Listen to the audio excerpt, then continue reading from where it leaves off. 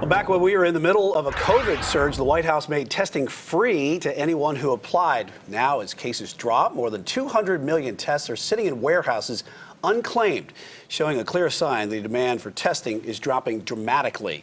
And new data tells us the demand for vaccinations has dropped as well. And despite the fact that a vast majority of hospitalizations are still from patients who have not been vaccinated, it seems that those who haven't gotten their shot have no plans to do so right now. Let's bring in Queen City News anchor Casey Jones live outside of StarMed. Casey, last week, 2 North Carolina counties didn't put a single shot into an arm. So what are doctors right now seeing in terms of vaccination demand? I heard in the commercial break that somebody just drove up and possibly got a shot. Is that right?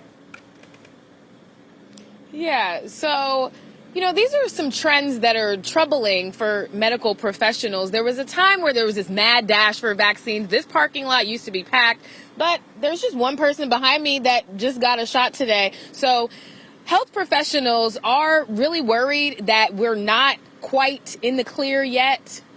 Here's what they had to say. A once-packed parking lot at StarMed on Tuckasegee Road is now a quick trip for COVID shots and tests. Workers have a lot more free time on their hands, seeing less than 24 patients a day. Wendy Sadler noticed a difference.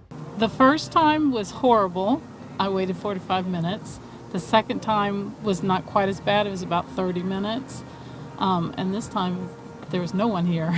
North Carolina is down to the lowest doses administered in 1 week since December of 2020, when supplies were low. The trends concern Dr. Aaron Pirmazadian from StarMed. About a month ago, we were still testing on this location about 400 to 600 people a day. We were still vaccinating at least 200 to 300 a day. Right now, we're vaccinating about 20 a day. So it's about a tenth of what we were seeing before. Right now, 61% of North Carolinians have 2 COVID shots. In South Carolina, 54%.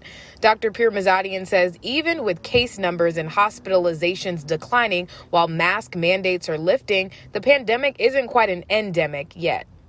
So when we are unmasked, when there's spring break coming, when there's this possible even more contagious subvariant coming, I think it's going to hit at a bad time. So I think in a couple of weeks, we're going to see another spike. Sadler says in her case, keeping up with COVID shots is personal. Well, for me, my husband had COVID and was hospitalized. So that was a big thing for us. And he's still sick. So for me to get a booster, it's protecting him. Again, this is a complete ghost town behind me, basically. So some of you might be asking, how long will this location stay open? Well, Dr. P says he's going to keep it open as long as people keep coming through to get vaccines and tests. He says he expects more people might come in when that new Novak shot is approved by the FDA. And he says that could happen any day now. Live from Charlotte, Casey Jones, Queen City News. All right, Casey, thank you so much for that update there. Tracking the spread of COVID across North Carolina, we're now seeing the fewest cases reported in months. And today, less than 1,000 cases were recorded. 1 month ago, we were closer to 8,000.